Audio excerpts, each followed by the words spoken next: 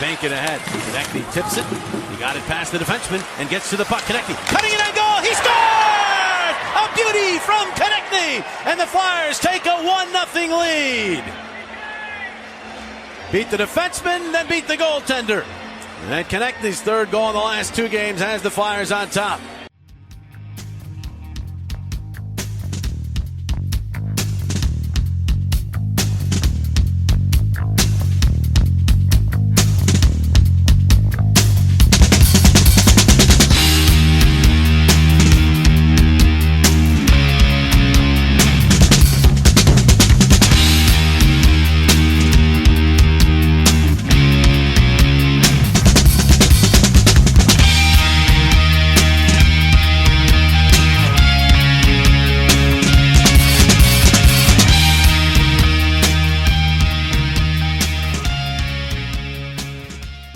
Hey everybody, it's Isaiah, and I'm here with Chef B, who's going to tell us about one of our sponsors here. Chef? Yeah, O&B Puckcast is now brought to you by Summit Public Adjusters.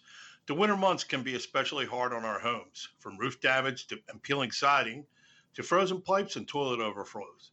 Call Summit Public Adjusters before you call your insurance company. Dealing with your insurance company can be stressful and confusing.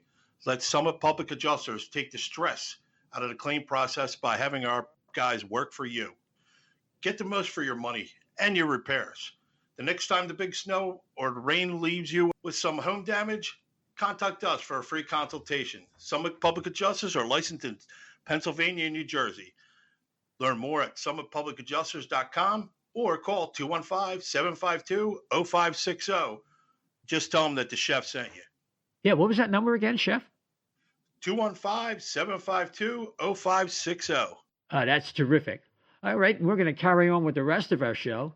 And we are back. It is Isaiah. Welcome to the O&B Puckcast, episode number 235, brought to you by FlyersNittyGritty.com. Yes, we are back with the Flyers season preview show. We wanted to bring you last week, but there was this thing called Hurricane Milton that affected the O&B studios located near Tampa, Florida. Their damage was significant but minimal. So glad to say that obviously we're broadcasting here. We're able to function and appreciate all the people that reached out to yours truly around that day and a couple of days after, for sure. So what we're going to do tonight, we're going to, understanding that the Flyers have already played a couple games, we're going to talk about those games and talk about the latest news from the team for the games that they played in Vancouver and in Calgary. And then we're going to kind of go into the preview mode that we had planned for you and go from there. We got a lot of stuff. Our preview show was one of our favorites of the year and our most listened to. And we hope to make sure that we bring you the kind of quality you're expecting. So let's, without any further ado, get to the panel. Always to my left, Chef B, Mr. Summit Adjuster. How are you, man? Very good. Very good. We're loving it. Hockey's back. It was fun. The games were a little wonky, but fun nonetheless. Got to watch some other games too, and I'm just happy hockey's back, baby. Yeah, that's for sure. And the great Dan Silver joins us tonight. Dan, what's the good word? Well, Isaiah, if you want to make it a preview show, I'm happy to give out predictions for the first 2 games. And then really? We'll see how close I can get. But so keep that in mind. But on a serious note, I'm happy that you were able to weather the storm without any serious damage. So I know those things can be very scary, but glad to hear that. Oh, I appreciate that. And we also have your cat. Does he or she have a name? Yeah. So the folks can't see on video, but if they can, they could see that my cat Conathan, who we call Kana for short, is she tends to be on these videos a lot. Maybe someday we'll transition to video and then everyone can see all the jerseys that we all have in the background and the banners and the animals that like to come into the show. Yes, I'm the one with the plainest background here. So before we bring on Mr. Durso, just a reminder that we're also brought to you by Jim's South Street on 400 South Street. 40 years of the finest cheesesteaks, hoagies, and fries in the grandest Philadelphia tradition. You know you want one, so if you're down there, check them out. Also, if you live near there, DoorDash, Uber Eats, whatever it takes to get that delicious food delivered right to your door. So Jim South Street in Philadelphia, PA, 400 South Street right there. And without any further ado, from the You Would Think podcast and 97.3 ESPN in South Jersey, let's welcome back Kevin Durso. Kevin, thanks for coming on tonight. My pleasure, guys. As always, great to talk to you again. Yeah, super duper that you can make it tonight. And Kevin, let's launch into it. Let's talk about that first game in Vancouver, opening night. Maybe the jitters for a couple of young Flyers like Jetlichenko and Matvey Michkov. What were your impressions as the Flyers emerged with a 3-2 shootout victory that night? Yeah, I mean, I'm impressed by the result because for parts of that game, it felt like they weren't going to be able to keep up with the pace that the Canucks were playing with. The Canucks already had played a game, so they had kind of adjusted to some of that early season schedule. The Flyers hadn't played really a meaningful, even preseason game for about 10 days. So, that last preseason game they had, take it, throw it out the window. Both teams basically rolled out minor league rosters that night. So to see the Flyers actually play in a meaningful game and really deliver what I thought, their third period was the best period. And I think Michkov had a lot to do with that. He was pretty much the best player on the ice during that period, had a lot of great looks and nearly found you saw what he was able to do. The creativity was rolling from him right from the get-go. And maybe there was a lack of that in the early part of the game because of all the special teams play. They got to the third period and it was like something clicked for him and he was all over the place. And I think the rest of the team kind of followed suit because I think they had a really good final period to get it to that stage of where overtime happens. And then you get to the shootout, and Sam Ersson was great for the early part of the game, was great in the shootout. And that was the other key to victory, I think. I think so. I think Sam Ersson was clearly the star of the night. Dan, that's a good way to begin the season with the Flyers' main questionable position and goal. That was the key, like Kevin said. Any other observations on that first game for you? It was great to see the Flyers get the win. I thought it was like a perfect road game, whether or not it was a season opener or not. They hung in there with a pretty good team. Ersson made some huge saves early on. They end up, getting it into overtime in the shootout and gutting out the victory. So I thought that was great. It's funny what Kevin mentioned about Michkov really got stronger as the game went on. And it was the same thing in the rookie game. Like I remember watching that game and he was kind of tentative early on. And then as the game went on, he just kind of had the puck more and more on his stick and started taking over more and more. My main observation going from the opening game against Vancouver to the second game against the Flames, aside from the fact that, Ersson was a lot better than Fedotov, was that just how much I was missing Jetlichenko being there in the second game. I mean, he really does bring such an element of speed that the Flyers' other centers do not have, that he was noticeable that he wasn't out there on the ice. So, I'm sure we'll get into that a lot more as the show goes on. But for me, that was one of the stark things, was just seeing how much I was missing Luchenko out there. Yeah, I could see that. Chef, let's get your thoughts about the Vancouver game and then kind of get into the 6-3 loss the next night to the Calgary Flames. Well, the one thing I'll say, I was tough saying, on Ersson in the preseason because they didn't really face a lot of like full rosters in preseason.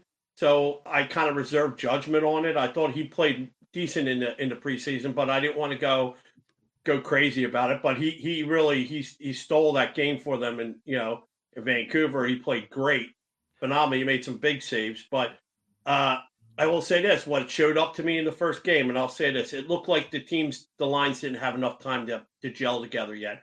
You saw pieces of it, and it's starting to click, but I do think that they didn't get enough. There wasn't enough preseason games where they played together. I don't know if that's a real issue, and I would like to have seen like one more full squad game.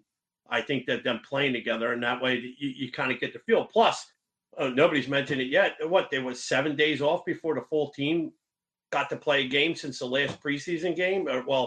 And maybe even more if you include the whole squad, if you include the starter. So I think it was a good start. It was a little shaky at first, and once everybody started to settle in, it was a fun game, though. I'll give you that. Yeah, I mean, that was a terrific shootout move by Morgan Frost. Just that's what you would expect from Michkov, actually. So I think we're going to be dazzled by a couple moves from both of them this year. So the next night in Calgary, they were kind of chasing the game. I think that the focus on a lot of fans' minds, maybe a little unfairly, was with Ivan Fedotov. He seems a little shaky at times, really hasn't found his footing perhaps yet with the North American game, but I think it's only the third official game that he's been in. So, let's not jump to many conclusions. I just saw something that was really funny. I peer at Twitter sometimes. I just see if I catch something, any breaking news. I just saw someone make a comment. Cal Peterson might be better than Ivan Fedotov. And Kevin, God. people do get carried away. And we need to be reminded that people tend to knee-jerk a lot of things. And I think that's a outstanding example of that. Yeah, you know what? And I brought this up on the last YWT podcast, so I'll bring it up now because does anybody remember what Sam Erson's first 3 games last season looked like?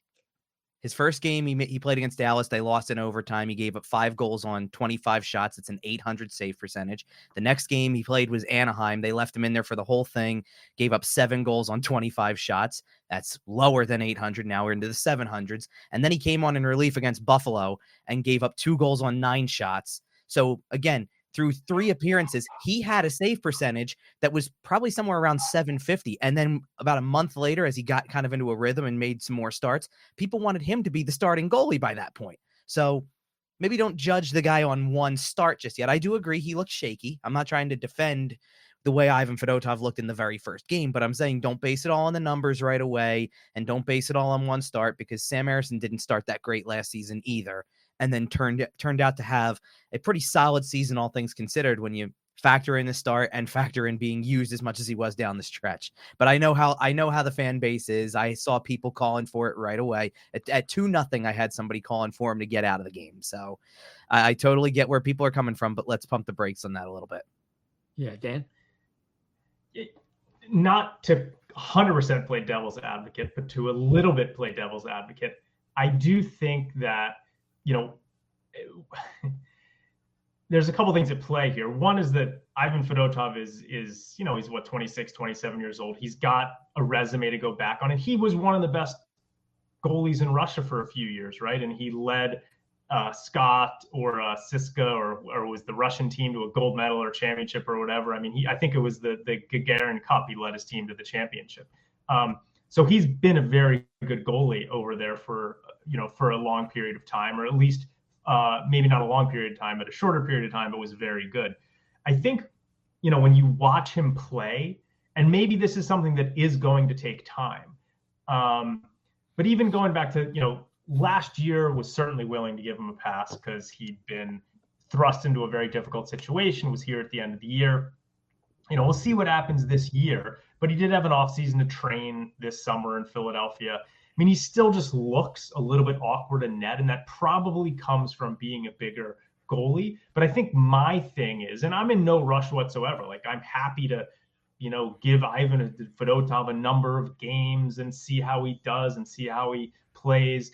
But I think we need to take into account the Alexei Kolosov situation, because I think you could make the argument that based on what Kolosov has done so far in his young career and what they did at the same age, and then sort of watching both goalies play here in North America, I think you could make the argument that there's a decent chance that Alexei Kolosov is a better goalie right now than Ivan Fedotov. So, and there are these things coming out basically saying that, when the Flyers, when Kolosov agreed to come over here, that basically that it was like they had until the end of October to figure out if Kolosov was going to go back to Russia or to stay in the U.S. So I don't think you can look at the Fedotov thing in a vacuum. And when you consider all of the different things sort of going on with the Kolosov situation, I don't think that the Flyers are going to make any drastic decisions and send Fedotov down and have Kolosov come up and start. But I do think you have to consider that Kolosov might be better than Fedotov right now. And there's a chance that if you don't give Kolosov a chance, that he's going to go back to Russia this year. And then who knows what happens after that. He'll still be under contract with the Flyers for another season. But I do think you kind of have to view it through that lens a little bit. I agree. I think that's really driving a lot of fans toward that panicky response. It's not just with Dotov. It's like a double hit. But Dotov may not going to be good enough. We need somebody for 30, maybe 35 games, and then you might lose Kolosov on top of that. So, yeah, definitely, that's a very, very good point. Kevin, anything else about that game in Calgary? There's some observations by the coach this morning about Jamie Drysdale, a mental note that I had made that Tortorella did, that he had been putting himself in some spots where he was getting, bumped in the corners and the whole thing that resulted in the fight. I think Pospisil took a run at him, and then Tyson Forster stood up for him, and the Flyers lost his services for 17 minutes. So that didn't really work out well in the Flyers' favor in the short term. I guess the long-term return is what they're looking at there. Yeah, it's an interesting comment for sure, because Drysdale was probably one of my focal points for guys that needed to have a substantial offseason in terms of the weight gain area, and he did, but that doesn't make it look convincing when you're getting plowed over a couple of times in a game. I think it's less about the weight, and it's more about like John Tortorella said, the positioning. You're just trying to cut up the middle. You think you're not going to get hit, and there's, how many guys did Calgary have in the lineup that night that were 6'5", 6'6"? Like, they had a lot of guys that had height to them and that are going to just bear down and do whatever they want to with it, because it is a contact league. Like, you don't just get to go through and not get hit. So I did find that interesting. And I think kind of like for me, broadly speaking, like the two biggest things to me observation wise were, because we already talked on the goaltending, but defensive coverages were a little rough in this game too. Those are the two areas to me that kind of like stand out in terms of, if this is a trend over the course of the season, you don't have the backup goaltending again, or you have defensive zone struggles. This is what would contribute to taking a step backwards instead of going forward from last season. That's, to me anyway, that's the two areas that I look at. And it's early. It's only 2 games. They played a really good defensive game and got the goaltending in the first game. So I'll take that for what it is. Like I think about in that Vancouver game, after the first couple of power plays that Vancouver had, where they were taking a lot of shots on goal, they had 3 more, and they didn't get a shot on goal for the rest of the game on the power play. That's a substantial improvement. The penalty kill was put in some bad spots in Calgary. I think, you don't take penalties when you're already in a 4-on-4 situation, or to go, to be down 2 men at some point. You just don't do it. You shouldn't do it. And that's how it happened in a couple of situations. So a lot of mistakes made in both games, really, but they got hurt by the mistakes in game 2. And I think that's really a correction area going forward. Yeah. Chef, just before you weigh in, I just wanted to give you a little entree there, little runway. The Flyers are missing Nick Seeler, who has a very kind of strange injury after blocking a shot. He did skate a lot today, but he did not make it to practice, so he's not expected back in the next game. He could come back perhaps for the Seattle game on Thursday, I believe that is, but that remains to be seen. Plus, I wanted to get your comments on the fact that John Tortorella decided to draw in Noah Cates and give Jetlachenko a rest on a back-to-back situation. I guess this kind of ties into it, and it ties into what Dan said too. In that game, they had a hard time getting out of their zone for a while in the first and the second periods. They didn't have that speed and that outlet pass. And for Drysdale coming across, when he seemed like he was a little indecisive, and his indecision left him hanging out to dry in the neutral zone there. And if that's where that's where he was taking a lot of his hits, because he wouldn't commit. He wasn't. I think it was more of a confidence issue and being slightly out of position.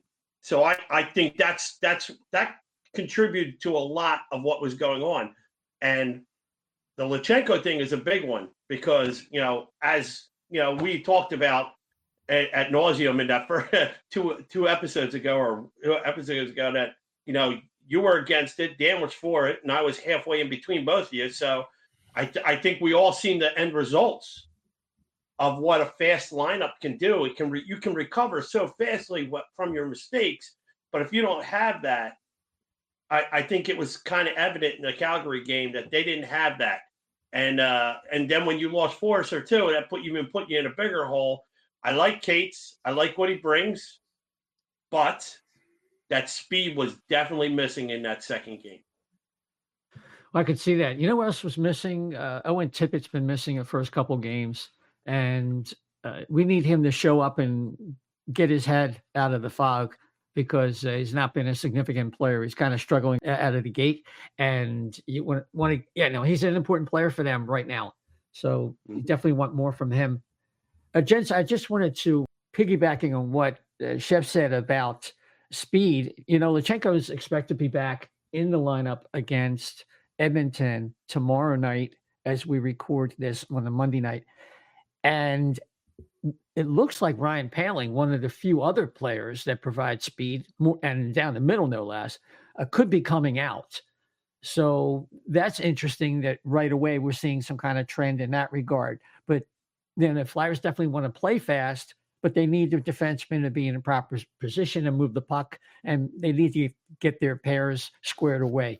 Kevin, I did want to ask you, because of the injury to Nick Seeler, Emil Andre has been called up, and another player who's been kind of having a rough go of it out there is Igor Zamula.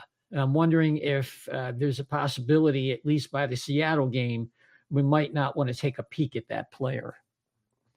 I mean, you always consider everything. I don't think he's coming out of the lineup. I don't expect, to be honest, I don't expect Andre to really play because that's what I took from John Tortorella's way of saying about it, that there were no guarantees and things like that. From what I'm to understand, based on what some of the beats that were at the practice today were saying, it sounds like Sealer's got a good shot of being back by that Seattle game anyway. So that would lead to somebody coming out. I still think that if you want to try to put your best foot forward, I think that would probably be getting Eric Johnson out and putting Sealer into that spot. But that's just me. I mean, Johnson hasn't been terrible, obviously. Not as noticeably bad as Zamula has been to this point in the season and in these first two games anyway. And which is really, to me, honestly, it's a little shocking because I thought he had a really good preseason and training camp. I thought he was one of the better defensemen during that segment of time, and he hasn't looked near as good in these first two games to me. So it's certainly, everything's up for consideration. I think if you're going off of, not to go to a different position, but you're going off of the forward thing and Poehling's possibly coming out of the lineup, I think a lot of that has to do with he took 2 penalties in the game in Calgary, and stuff like that catches John Tortorella's eye, and he feels like maybe something needs to be done about that. And, he might not think the same way about Zamula. I certainly, to my eyes, I've noticed struggles. So that's why I would sit there and say everything should be on the table every game. You're trying to figure out what's going to work. You eventually got into that rhythm last season at one point. I don't think that we going into the season just from off season, here's what they did and here it is out in front of you, here's the roster for training camp, things like that. I don't think we had a Sean Walker, Nick Seeler pairing being as effective as it turned out to be. You find that out as you go along. So you start experimenting with some things. Maybe you're waiting to see Seeler and Drysdale together. Maybe a different combination is going to work on the D pairs. You definitely have to be willing to try a few different things. So we'll see where that goes. But I agree, Zamula's left a lot to be desired to start this season. Yeah. Dan, we're going to take this in a different direction. I want to start with you. So we have talked, like Chef talked about at length, about Jet Lachenko. And here's the trap I think the Flyers could fall into. And having watched this team for so long, I'm afraid they might be headed there. So we saw in Calgary, Morgan Frost was on his way to what appeared to be another game, took a hit. I don't know if he wrenched a knee or what the deal was. He was back at practice today, so hopefully he can shake it off and he'll be back trading fancy moves with Matvei Michkov. The Flyers are faster, like you said, with Jet Lachenko in the lineup. But this goes back to, well, okay, they want more speed, put Lachenko in. And then if you had an injury, well, we need Lachenko. He might not even be playing that well, but he's still being responsible and he's giving us the speed we need.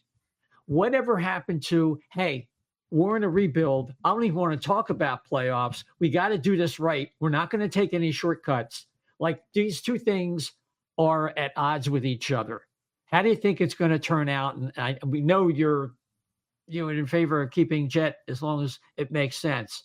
I don't think it ever made sense, to be honest. I still feel that way, but I'm open to hear, what you think and also what you think will actually happen.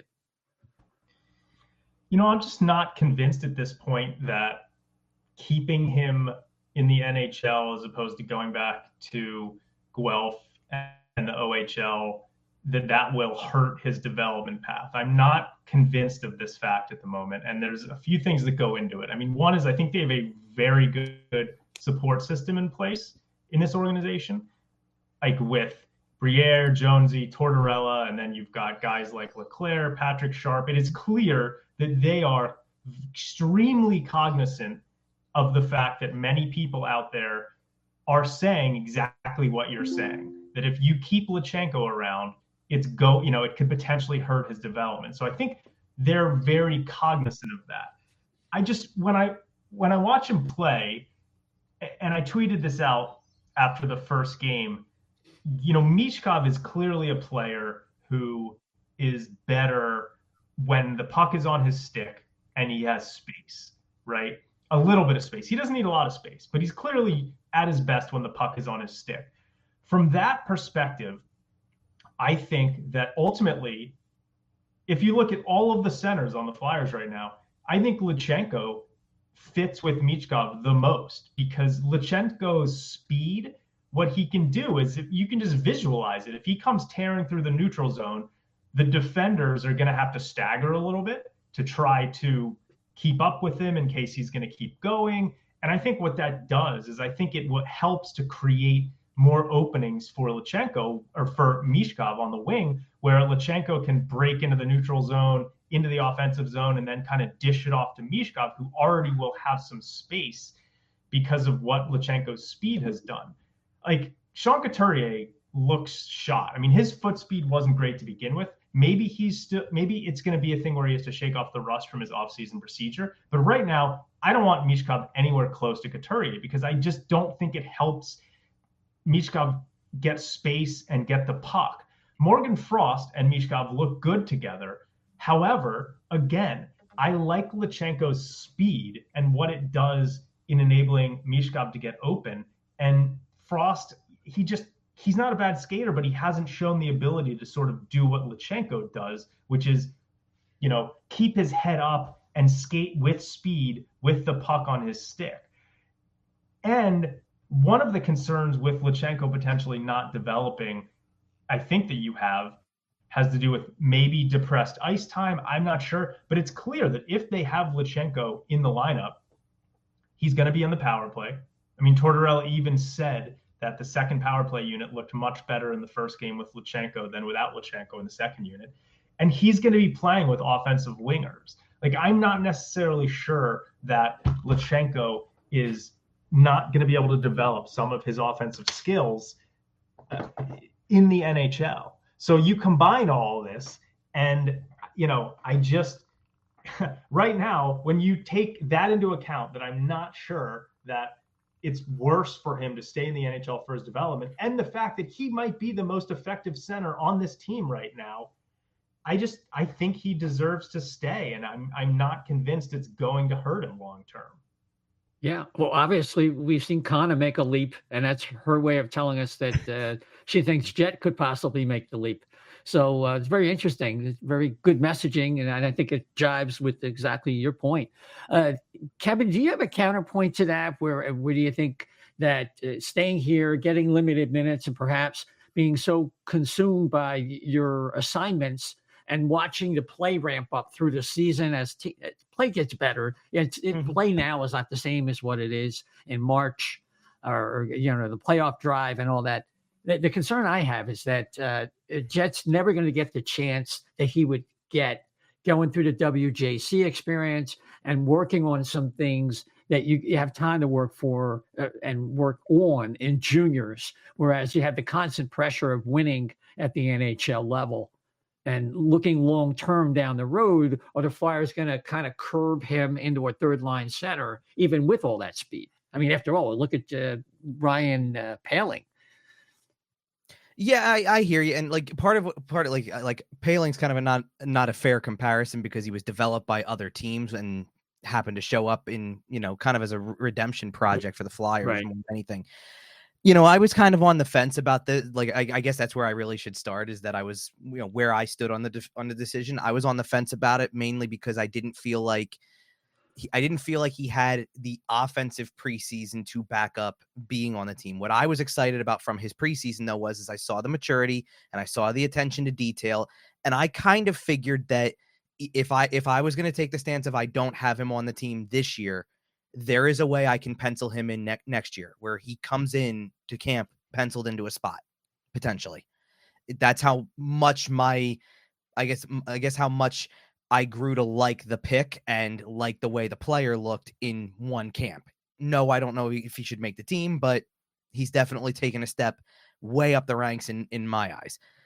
Then he makes it, and you see how he played in the first game, and and what his absence without it does.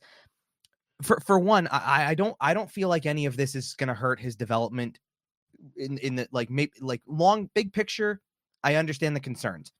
Short term, if they chose to send him back after this, I don't think any of it hurts his development because, to be honest, if you're going to go around touting how mature the kid is and he goes back and has a miserable start to his junior year because of something like this, then how mature really is the kid? Like, if that's what the mark on his game is and it just doesn't seem to work out here beyond the 9 games and he goes back, he should have a year that we're all talking about for the rest of the season in juniors if that were to happen, based on his maturity. But I do think that at least through 2 games, and I firmly believe, by the way, that even though John Tortorella had said this wasn't the case, I firmly believe Danny Briere had a lot to do with him not playing that second game in terms of if we really want to see how effective he is in the 9 games and whether he can handle the NHL, we're going to set a roadmap for the best situations for him to be in so that he doesn't have one game where it's complete dud because it was a back-to-back. We're going to set him up for the right situation. So I think that was a mandate that came from higher than John Tortorella making a lineup decision and that they scheduled that in that he was not going to play that second game. And he played the first one. And then you actually saw that there was an impact made when he was out of the lineup. So now he gets another chance. And to be honest, like he had a better offensive scoring chance in that opener than I think he had in the last 2 preseason games he played. Mm-hmm. He had a rebound where let's face it, he probably should bury it. He probably would tell you that, but it's your first game. You definitely have some nerves. You're you get put into a spot where it's right there. You can practically see it and it just doesn't go in. Goalie makes a great save on you. So I think there's a good foundation to his game and I'm curious to see how long it lasts, but I understand the conundrum here with, do you keep him for the whole season? What does that do big picture for his development? What does it do big picture for the rebuild? To me, and when it became apparent that he was going to make the team out of camp, I wrote the next day that it just, more than anything, it highlights the weakness at the center position. You wouldn't even be thinking about this if you didn't have such a weakness at that position. And I think it's been highlighted even more over the first 2 games that you put him into one, you take him out of one, and you see what happens even when he's not playing. Yeah. Chef? I think he was great away from the puck. I don't think he's getting enough credit for that. And I think that that first game was probably his best game out of all of them. Kevin might kind of agree to that too. Out of all the games, it was all of his preseason games. His first game of the season was probably his best. I just think he's caught in that limbo right now where if he shows any kind of like progression in the next 2 to 3 games, or he makes himself relevant. This is like one thing I know that translates to all jobs across any type of job you use, any industry, is you make yourself important to your boss. And if you make yourself important, like what did Farabee do a couple of years ago? Yeah, I'll play power play. I'll play penalty kill. I'll do whatever you need me to do. And what he got more opportunities because of it too. And there's people, and I think you'll probably see Lutsenko as he gets more opportunities take advantage of that. Now, that's the big question. I think the ball's in his court right now. He's got to make it where they can't send him back down. I think you got to make the argument for him that he can't. They say, "Hey, I played this. I played my ass off." If he gets 3 or 4 goals in this stretch, and maybe walks away with 8 to 10 points, it's going to be hard sending him down because of the difference he made. Dan was right. Dan was right from the beginning. He does make a difference, and there's their lack of center down the center strength is even more apparent now after you saw what you could have had. So, Yeah, I think these are all good points. I think this is where my frustration about perhaps a missed opportunity this offseason of getting a Band-Aid center so that this decision would have been much more difficult and it would have made Lutsenko bang down the door, and his play should have been so outstanding that they just had to keep him. And that didn't happen. And so it's like, well, we kind of need him. We kind of needed Dinas Zubris back in the day, and we kind of needed Lucas Spiza back in the day. And then, that didn't work out well. But there are certain players that can handle this transition, and most of them are taken in the first 5 or 6 spots in the draft. So we'll just have to see how things go. And there's 80 more games to go. It'll be very interesting to see how many of those Jetlichenko plays. But one thing, it's pretty clear that at least early on, gentlemen, Matvei Michkov is a right winger, not a left winger. So it appears as if his pairing with Travis Konechny is not really going to be a thing.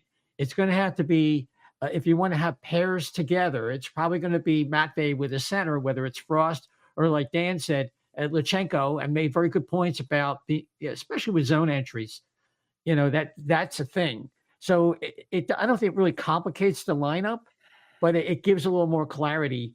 We do have an overabundance of right-hand shots that are probably, all of them are probably better off on the right wing. And our left wing right now, Joel Farabee, probably our best overall left wing, natural left winger, is a little banged up and might not play tomorrow night. Just a little side there. So, Dan, I'll go to you. What are the implications of the ending of at least for now, of the Michkov Konechny experiment? Well, I was so happy to hear John Tortorella today in practice say that they were probably going to end that experiment, because I get frustrated, just like you get frustrated when Lutsenko doesn't, knock the doors down and, and force them to keep him, but they still keep him around because they sort of need him. Even if I don't necessarily agree with that take of yours with Lutsenko, in general, I agree with that sort of concept.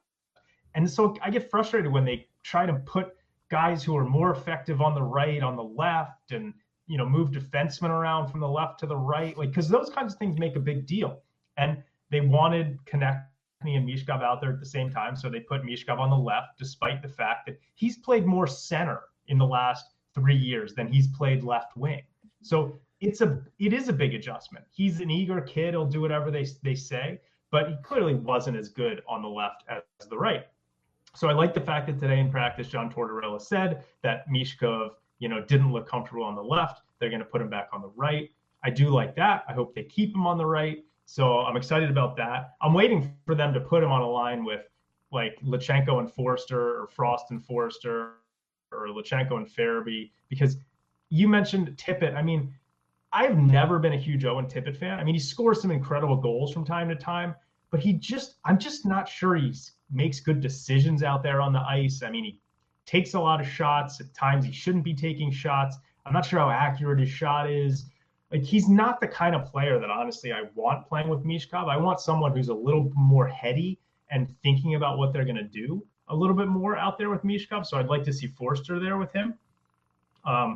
Forster, Lutsenko, Michkov, Forster, Frost, Michkov is kind of what I would like to see.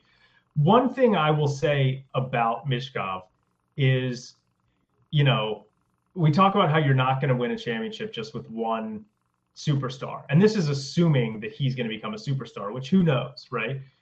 I do think that he's going to have to improve his skating a little bit. I mean, he does sometimes look a little bit sort of slow out there to me. He's not a bad skater by any means, but he's not explosive like a McDavid is or like a McKinnon is. And I know that's not his calling card, but that's part of why I'd like to see Lutsenko with him, because I like the speed that he brings to that line. I would like to see Michkov work on his speed, his straight line speed a little bit, in the offseason and whatnot, because that is one thing I've noticed, that sometimes he does look a little bit slow out there, right? And he's such a good stick handler that a lot of times it doesn't matter. But, he loves making that move where he's got it on the right wing and he threads the puck through his skates to go wide on a defenseman. Like, if he was a little bit faster when he makes that move, instead of just getting around the defenseman, he'd blow by the defenseman and can cut out in front of the net. Now, maybe he can still do that, but that's one of the things I've noticed with him is I'd like to see him, over the next few years work on getting a little faster. Yep, I can definitely see that. Kevin, any other observations about the Flyers team that they're rolling out this year? Yeah, I did like a lot of what Dan said. I wanted to kind of chime in on with that because it's interesting because the speed thing to me, I wonder at times if it's a little selective. Like I've noticed some of the slowness from Michkov being sometimes actually earlier in the game. Like whether if he's hesitant, then he tends to slow up a little bit more. I think in general, it was almost as if in both of these games, he was conserving the energy for the third period more, and he picked up speed as the game went on too. I wonder if that also has to do with whatever combination he's part of. If he's out there playing off of, Konechny can skate well, but if he's playing off of Sean Couturier and the center's not moving as fast, does he slow his game down? Like, I feel like he had more speed when he played with Frost.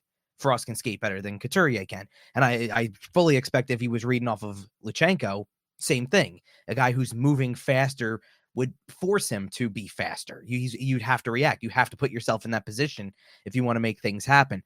I think right now what they're trying to do is, because I agree, the line that I preferred him to be on from the jump would have been with Forster and Frost. That was the two that I put him with. And that was also going back far enough that I wasn't assuming Lutsenko was there at all. But to me, I feel like what they're trying to do by putting him on the line with Frost and Tippett again is go back to what was in the preseason, try to go back to something that maybe he's got a little comfort with because he played on it multiple times and see if that works out.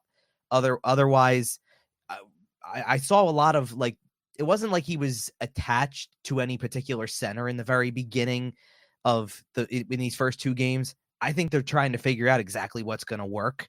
And it's not something that we're going to know the answer to in 5 games or even 10 games, as long as we're awaiting what happens with Lutsenko and things like that. I think they're trying to figure out where this goes from here. But I do notice the speed thing, and I feel like Michkov's speed is better when he's playing with a center who pushes the pace, like we're talking here. So if he's with a Frost or a Lutsenko, I feel like he's up on his skates way more than he would be when he's playing with Couturier, for example.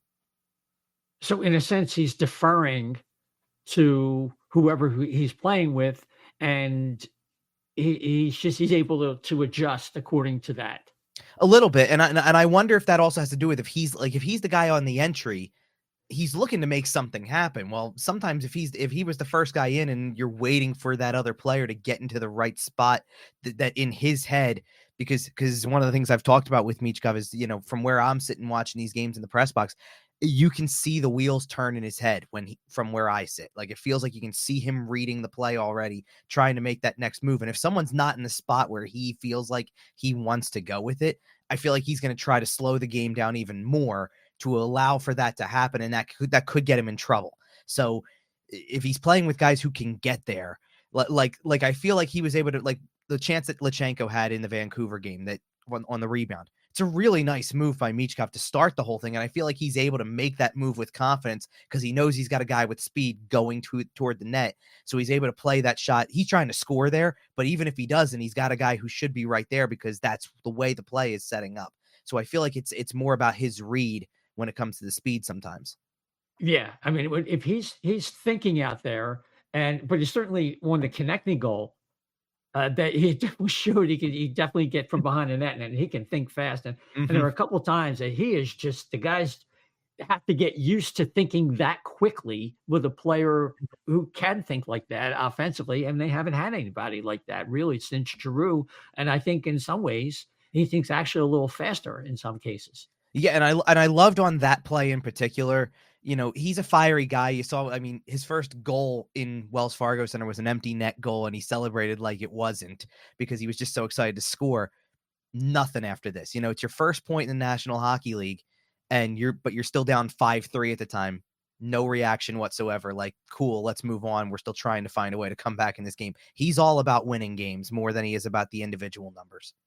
Right. Yeah, I think that's a really good observation. So, Gents, I'm going to step back a little bit. As we normally do with a previous show, we kind of look back at what the Flyers have done and what they are looking to improve upon. So last year, just to briefly touch on some numbers, the Flyers are 38, 33, and 11 for 87 points. That was good for sixth in the Metropolitan Division, which, of course, did not make the playoffs last year. And they have not made the playoffs in 8 of the last 12 years, and 16 of the 17 years prior to that, they did. So this has been a different era. And as a 55-year Flyers fan, I can tell you it's really different. That's for sure. So they were 27th in goals for last year, 18th in goals against, and had a minus 37 goal differential, which was an improvement from the prior year. For the third year in a row, they were last in power play. They improved to fourth in the league in penalty kill. So, that there obviously was an improvement last year. They came close and surprised a lot of people. And, maybe if the goaltending situation had been different and Steeler Walker had stayed together, they could have snuck into the playoffs, but it was not meant to be.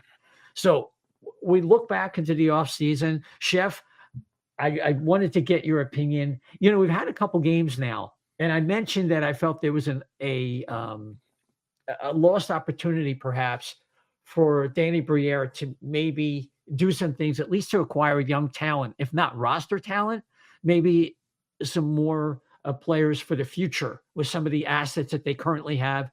And obviously they have a surplus at wing, and it seems pretty clear they're already feeling the effects of not having enough at center. What kind of offseason do you think Danny Briere had? I thought it was okay. I think he did the best of what he got.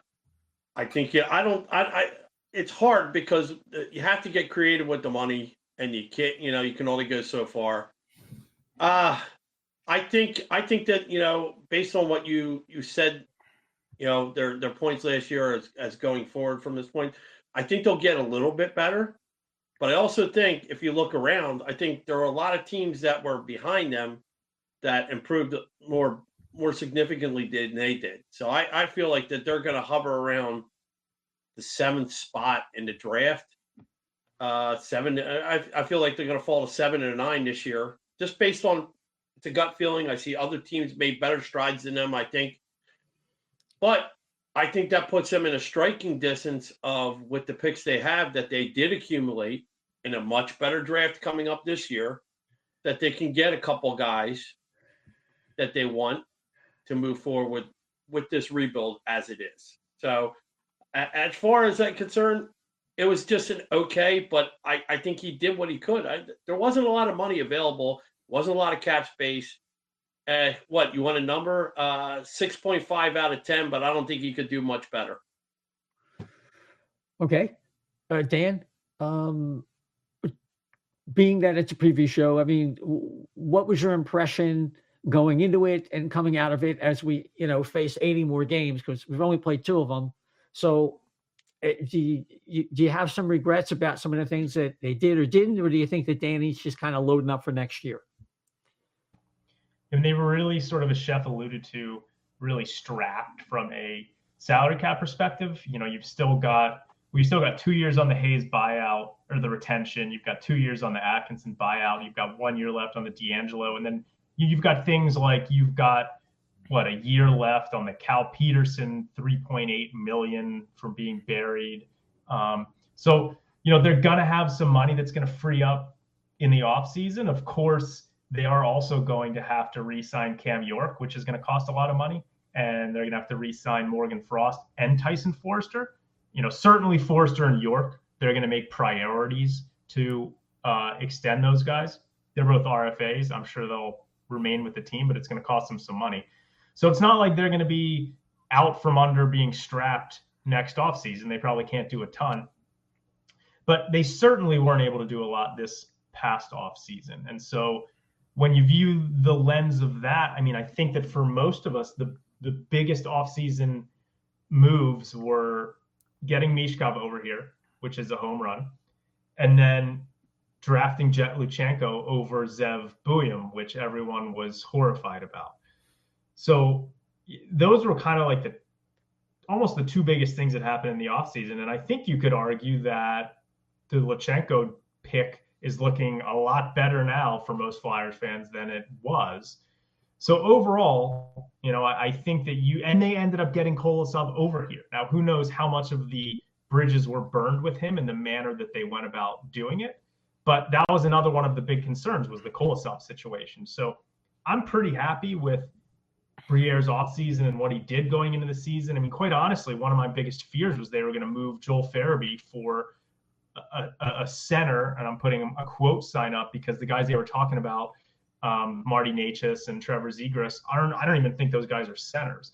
So I've always been a Farabee fan, and I think his play so far this year is backing that up. So I'm also happy that they didn't end up moving Farabee. So all things considered, I was pretty happy with the Flyers offseason and was very excited coming into the season to see Mishkov and then to see Luchenko as that situation kind of unfolded. So I'm still pretty excited about it. I mean, one of the reasons I'm excited about Luchenko, again, is you watch this team and you see how slow Couturier is, and watching Luchenko out there honestly is making me realize how slow some of the other guys are. Like even Morgan Frost, who's a good skater, like you watch Luchenko and you're like, wow, okay, this is, as Isaiah's shaking his head, but it's it makes me realize.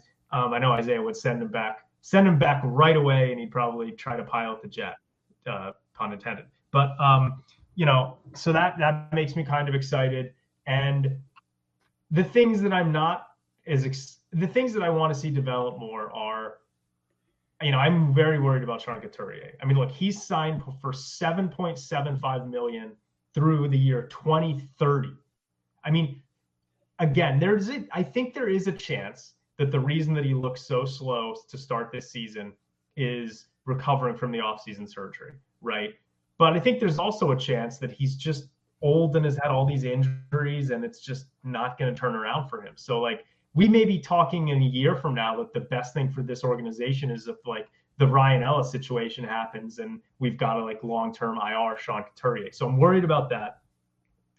Owen Tippett, I want to, I love his speed, by the way, but like, again, I just don't know. This felt like they committed to him in the offseason at the expense of a guy like Joel Farabee's future with this organization. And I like Farabee more. So I'm kind of interested to see what Tippett does this season. And the other guy that is really, they're putting a lot of eggs in his basket, especially now that Cutter Gauthier is on the top line in Anaheim with Leo Carlsson, is Jamie Drysdale. And his skating does look a lot better. I'm just not sure I need to see the offensive impact that Jamie Drysdale can bring, because at this point, I'm not convinced that it's there. Like, you watch Quinn Hughes and you see the way that how he can skate, and him and Jamie Drysdale are similar skaters, but you see how Quinn Hughes controls the game when he's on the ice and he makes plays. His vision is incredible and he sets up guys with passes and he shoots the puck pretty well on the power play, gets the puck to the net. And they were, by the way, they were drafted similarly highly, Quinn Hughes and Jamie Drysdale. I don't think it's an unfair sort of thing to talk about. I need to see Jamie Drysdale. I need to see him flash more offensive upside, because I'm not quite honestly sure it exists. He's great. He's a great skater and he moves laterally and he can skate in ways that no one else on this team can. But I need to see it develop into offense. So that's kind of one of the things I'm interested in seeing. Yeah. Actually, when I was shaking my head, I was actually shaking my head about Sean Couturier.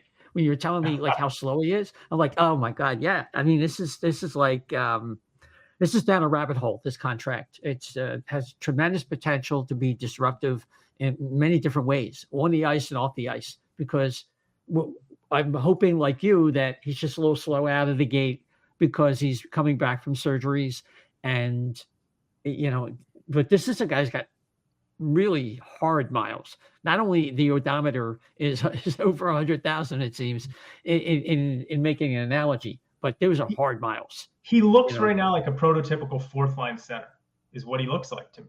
Like, that's how he's playing.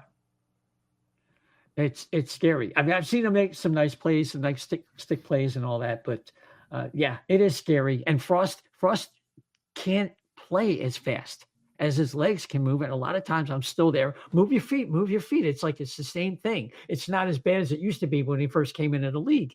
But I mean, he's had a couple good games. I'm not going to be too overly critical of Morgan Frost. So you heard the amateurs yak, Kevin.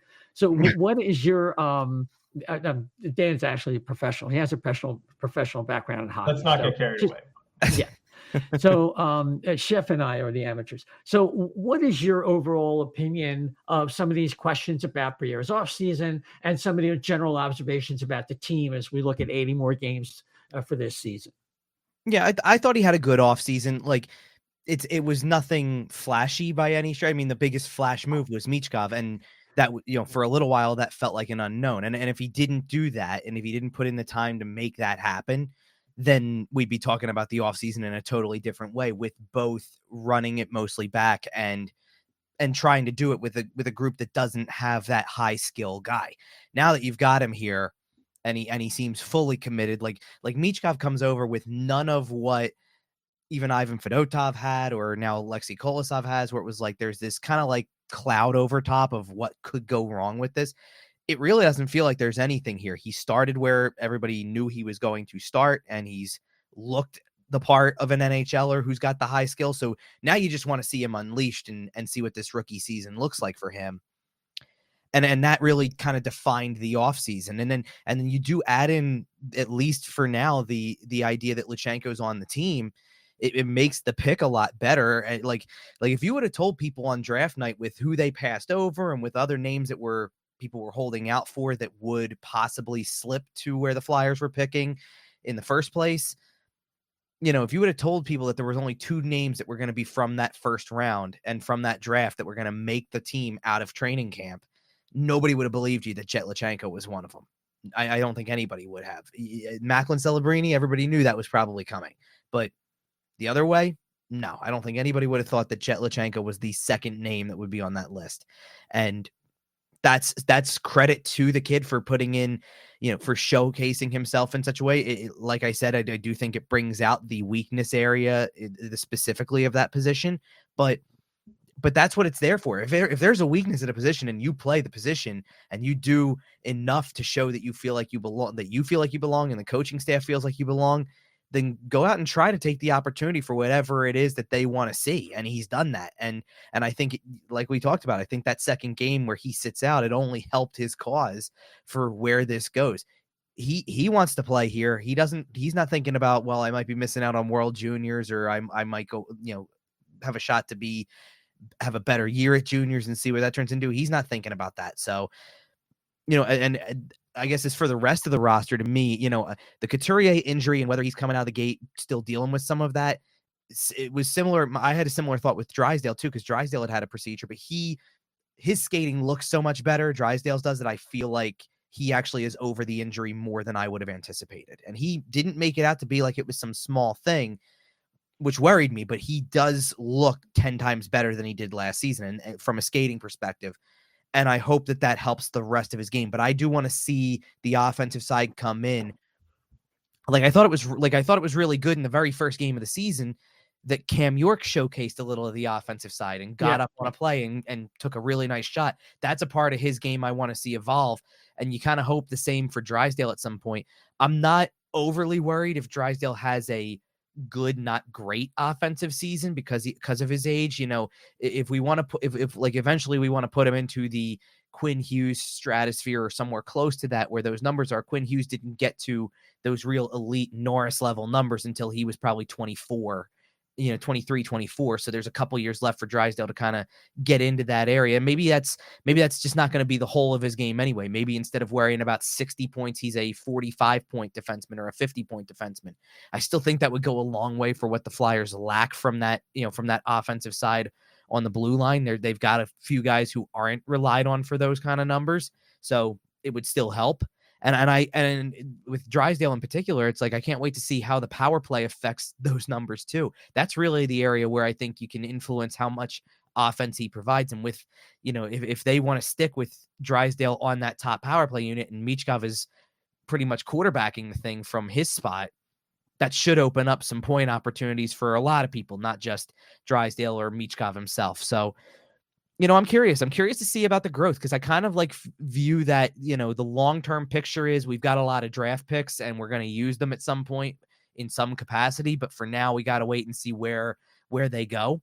I think the wait and see is to see who sticks. They've given out the contracts they did to Travis Konechny and Owen Tippett and kind of established they feel they are part of the core.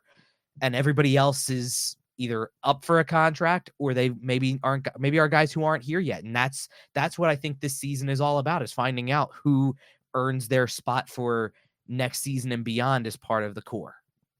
Yeah, definitely. The power play is, I think, one of the other big questions of this season. The goaltending, whether the defense can come together and at least get one reliable pair that match what we got from Sealer and Walker last year. But then you look at the power play units with TK, Michkov, Frost, Tippett, and Drysdale. And Drysdale's, going to be a little bit of a quarterback there, even though it seems to revolve around Michkov. And then your second unit, we see Bobby Brink playing better. He obviously faster, looks a little stronger. And playing more confidence, playing a little more risk. That was a great pass he made to, and it was a good stick lift. Farabee. Farabee. So I mean, had the stick lift. Yeah, that was a terrific play. So that shows it's emblematic of a guy who's playing with more confidence. So you have Brink when he's playing, Lachenko, Forster, Farabee, and Zamula. Zamula, I don't like on that power play. I think Andre would be a lot better. I think by the end of the season, I would not be shocked if Emil Andre is in the lineup for good. I think Zamula's lack of speed is very scary on that second unit. On a really good team, I think Zamula is like a seventh defenseman, but we're not quite there yet. So, Chef, any observations about the power play, how it's looked so far? We'll go around the panel because this is an interesting question. It's been 30 seconds, 3 years in a row. Yeah.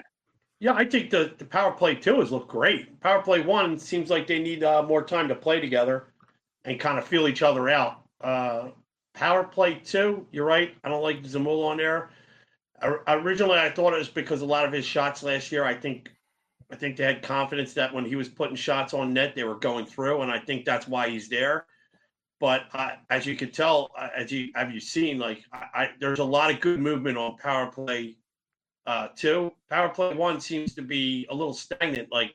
I think everybody's waiting for somebody to take charge of that power play. They just got to name somebody you're in charge, you direct everything, and I don't think it's evident who's going to do it. I think that everybody's waiting for either Michkov or somebody else to take over and just run with it.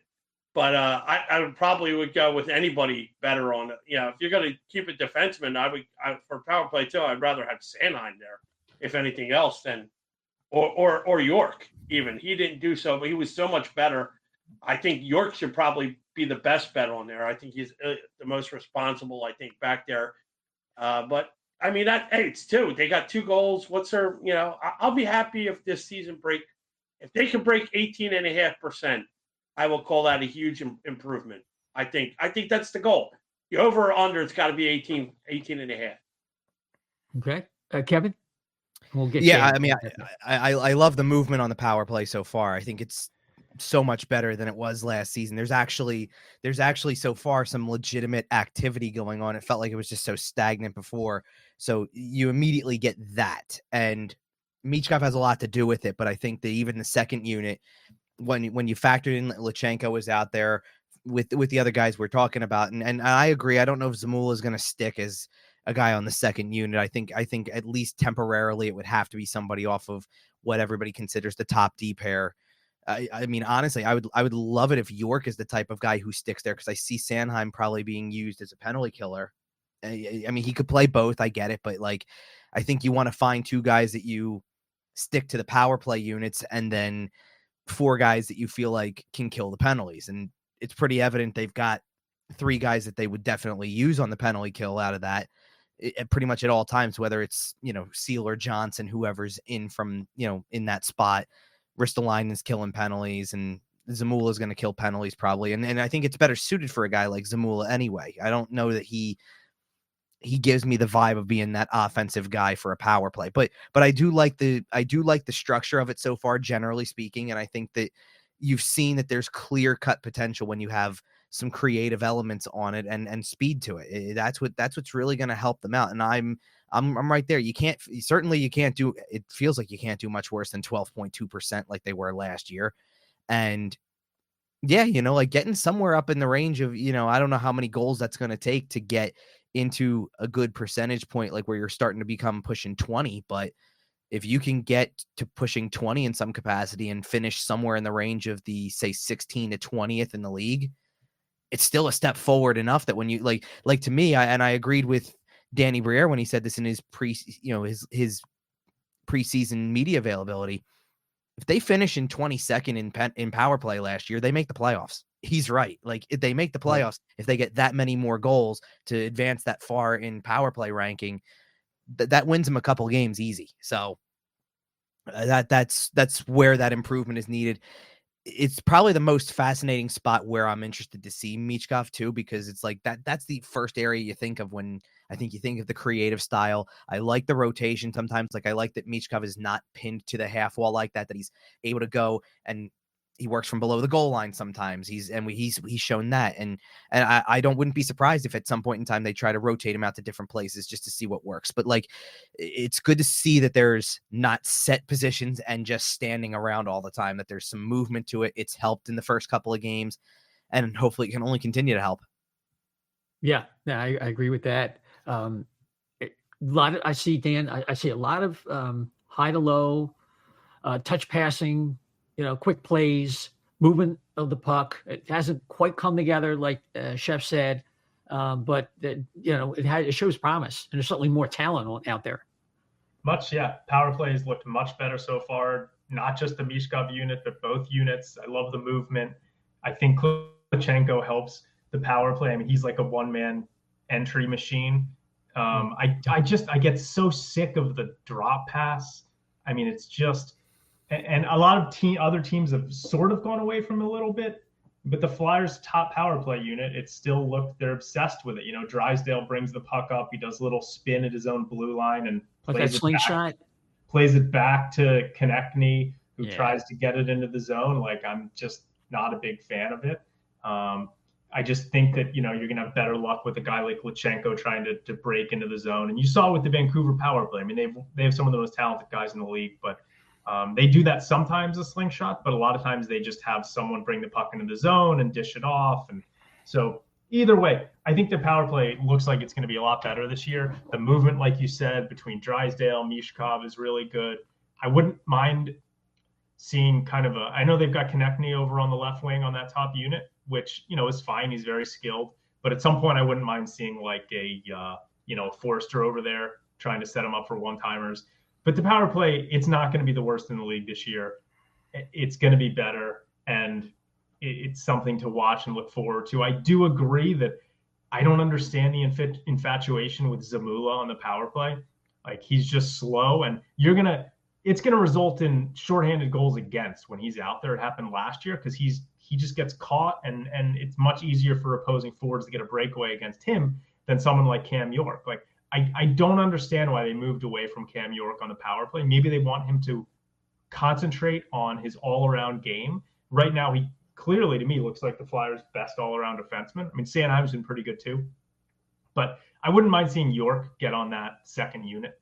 So that's one of my thoughts there. But overall, the power play just looks so much more dangerous, which is great to see.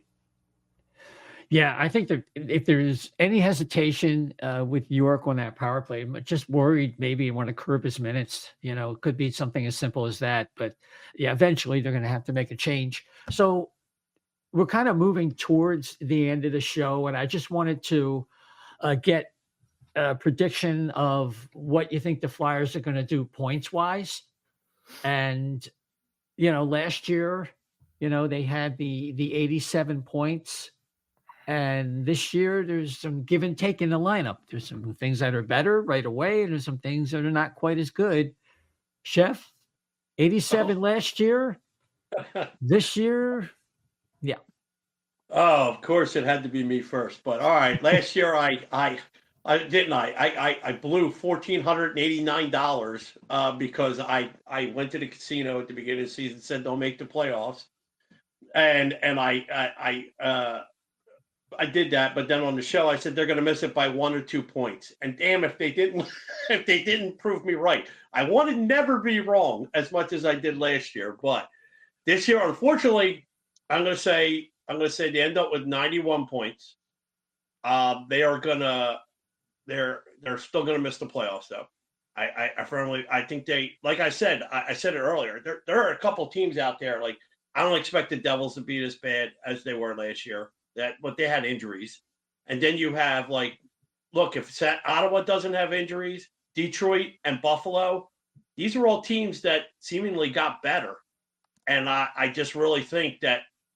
The Flyers could dip even more, I think, and not because they didn't get better, because they did get a little better. It's just other teams leapfrogged them, I think, and I that's my prediction. I think they're gonna miss it by 4 points again this year, right around there. Okay, Kevin, let's get your number. Yeah, so it was 87 last year. I kind of sense it might go a little bit lower, honestly. Like I think 84, 85 is kind of the range I'm in. I don't have them making the playoffs. I'm also fully prepared for them to make me eat my words again, because last year I really picked horribly. I said bottom 5 and something in like the low 70s, I think, and they were far from that. For whatever reason, and I know Chef hinted at like 7 to 9 draft range. For whatever reason, 10 is what sticks out to me. So I have them like 10th in the lottery. That's kind of where I'm thinking. And because to be honest, the exact 2 teams I have jumping them that were below them last year are New Jersey and Utah. That's the 2 teams I have. So yep. And I'm not saying that there won't be other shuffling going on, but there's certainly enough teams that were below them last year that I don't think they fall that drastically. It's just a handful of teams I think that got a little bit better or already had an established core that is going to take another step. Gotcha. Dan, your turn on this. Last year I was the pessimistic one. I got to say, boys, I'm lapping up the team building propaganda that the Flyers are spewing out. I'm buying it.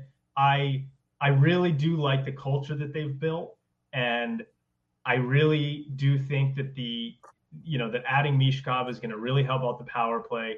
I think that Cam York looks like he's about ready to take the next step. I think that Sam Urson is going to have a pretty good season. Even if Fedotov isn't great, I think maybe they'll end up working out something with Kolosov. I think that some of these young guys are going to take the next step. I think Bobby Brink looks like the most improved player on the team at this point.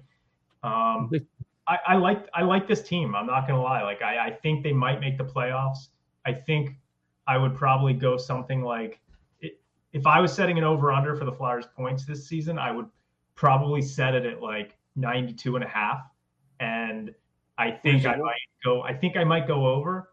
I don't know. I have a good feeling about what they're trying to do here, and they're gonna have to do some things to take the next step. But look, they've got 6 picks in the draft next year that could be in the top 40. So I think they've got some ammo to make some of those moves. And I like the culture they've built, and I think it's gonna add to some additional wins throughout the course of the season when you combine in the power play getting better, Mishkov. I like it. I think even last year with Carter Hart, I think that impacted things. I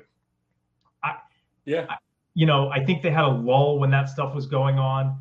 I think this is an okay hockey team. I think that they're going to be a playoff team. Okay. I am going to pick the Flyers to have between 85 and 88 points. I think they're going to finish, they'll be drafting 8th or 9th this year. I'm concerned about their lack of defensive cohesiveness.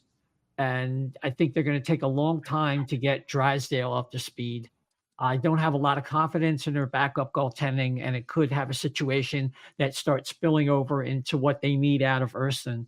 And I don't know if Kolosov is going to be here long enough to provide the kind of relief they might need. And I'm not sure he's ready to do that just yet. And that's why I'm kind of more like on the 5 to 6 points on the lower end of the scale. So that's what I'm thinking this year. I hope I'm wrong. I love to eat my words. Now, the last prediction I think I want from anybody is anything off the top of your head. I'll go first on this one. Whether you want to, like, I'm going to predict the Stanley Cup final is going to be the Dallas Stars defeating the New York Rangers. And I'm not, if you want to predict the Richard winner, if anything you want to go with. So we're going to go the opposite the way we did before. Chef, you'll go last. Give you time. Dan, I know you're not big with predictions around the league or anything, but anything off the top of your head, even if it's something that's more related to fantasy. Okay. I think that it seems like every year there's major front runners for the Calder Trophy, and obviously last year Bedard was the major front runner. I think he won, right? I mean, he had a pretty good season. Yeah. I don't even want to. This is just fantasy hockey related because I'm in this middle of this huge rebuild with my fantasy hockey team, and so I've got I've got a lot of really good young players. So I don't want to say that Michkov is not going to win Rookie of the Year, but there's a couple other interesting candidates. I think the first one that I mentioned is Logan Stankoven with the Dallas Stars. He is an absolute stud. And he's like 21 years old. He was great in the playoffs for them last year. Yeah. He's playing on their top line or their second line. He's got 4 assists through 3 games. I think he's a really fun player to watch. So, him and Wyatt Johnston, and Jason Robertson, those guys are really fun to watch. Rupe Heinz. So I think Logan Stankoven's gonna have a good year. The guy this year who I'm trying to build my fantasy team from the back out. So I've got a lot of really good young defensemen who I think could end up being like power play point monsters. So today, a lot of defense in the Ottawa Kings game, but Ottawa beat the LA Kings 8-7. But one of the kids I'm relying on to be like my fantasy stud for years to come is Brant Clark, who's a extremely talented offensive defenseman. He had 3 assists today in the Kings Senators game. So I think that like he's probably going to, at least until Doughty comes back, he'll be on their top power play unit. And I think that for anyone playing fantasy hockey, like Brant Clark could be a sneaky pickup, and Logan Stankoven. I think both of them are going to make some noise in the Calder Trophy, in addition to the obvious guys like Michkov and Macklin Celebrini. I will say all 4 of those guys are on my team, fortunately. But so that's kind of like what I'm looking at, some of those young rookies. I think it's going to be a really good crop of young rookies this year. Okay. Kevin, any predictions you get?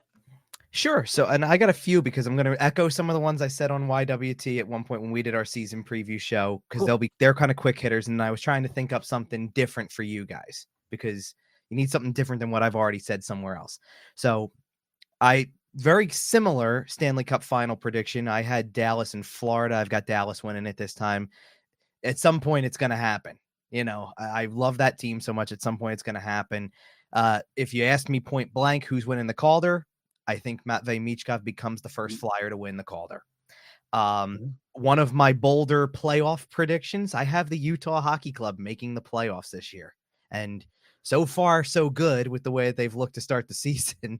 But I really like their young core a lot, and just think that adding in the move and everything that they went through is going to unite them even more. It's got a little bit of a Vegas flair to it. So I think that they make the playoffs this year. And I think this will be a more Flyer-centric prediction for me, but I think that there is the potential to have 3 30-goal scorers on this roster. I think you typically can count on Travis Konechny for in that range.